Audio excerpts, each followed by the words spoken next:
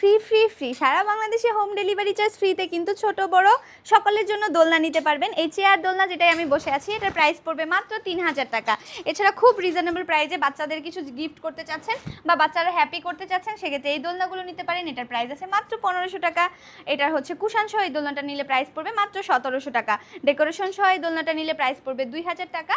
এছাড়া মশারি সহ এই দোলনাটা নিলে প্রাইস পড়বে মাত্র 2200 টাকা।